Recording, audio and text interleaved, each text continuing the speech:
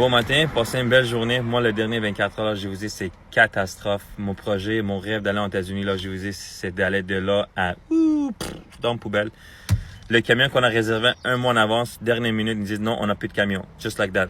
Je dis, monsieur, de quoi vous parlez, là? J'ai réservé mon camion un mois en avance, j'ai toutes mes choses dans la boîte, j'ai vendu ma maison, le nouveau propriétaire vient dans moins de 24 heures pour chercher la clé. C'est où que tu veux que je mette mes choses sur ma fucking tête? Le stress qu'ils ont allé là juste pour trouver un autre camion de dernière minute, c'était dégueulasse. Je vous dis, c'était vraiment pas fun. Puis là, on trouve le camion. On part, aller aux États-Unis. Ma femme, elle est dans l'auto. Moi, je suis dans le camion, je suis en train de le suivre. Puis là, il rentre dans une île Paul. Boum, pneu à droite, flat. Puis j'ai des non-run flat. Instrument, j'ai des run flat. Puis j'ai pas un spare tires. Le stress, je vous dis, là, c'est au milieu quelque part, là, aux campagnes, je sais pas où ce que je suis. On se met à côté. Une chance qu'il y avait une sortie. Puis on trouve quelqu'un pour qu'il vienne chercher, pour qu'il vienne pour changer mes pneus.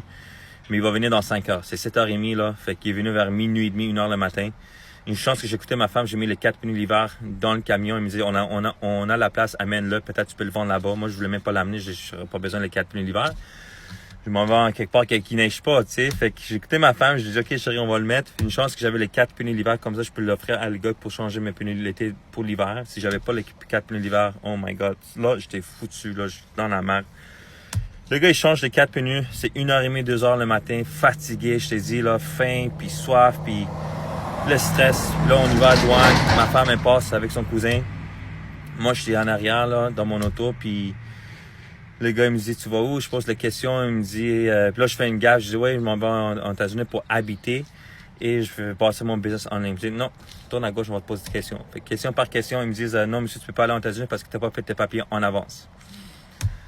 Ouais, je savais pas ça. Je pensais que je pouvais aller là, habiter, puis faire mes papiers tout de suite. Mais il me dit, non, ça marche pas comme ça, il faut que tu fasses tes papiers. Vu que t'as venu avec cette raison particulière pour habiter, là, tu peux plus jamais retourner aux États-Unis jusqu'à temps que tu n'as pas tes papiers. Là, j'ai vendu ma maison. J'ai dit à ma femme, tu sais, elle a eu beaucoup de sentiments. Elle a commencé à pleurer. Elle essaie de faire quelque chose. Je suis va avec ton cousin. T'as pas le choix, là, de nos choses est dans le camion. Vas-y. Mon beau-père va trouver 3-4 personnes pour vider le camion. Reste là, puis applique mes papiers. Puis là, moi, je dois retourner. Je peux pas rentrer aux États-Unis. Puis j'ai pas de maison, j'ai vendu ma maison, je suis comme une petite mini homeless là. Là, je suis chez mon ami, j'attends qu'il se fucking réveille le matin pour qu'au moins je puisse aller rester chez lui pour quelques jours pour que je puisse réaliser qu'est-ce que ça va arriver dans ma vie là dans les prochains quelques jours. Fait que c'est ça ma journée, guys, les dernières 24 heures. Oh, je suis mort, je suis fatigué. Je vous donne des nouvelles. Qu'est-ce que dans les prochains quelques jours ça va arriver. Je vous donne le suivi. Je vous aime.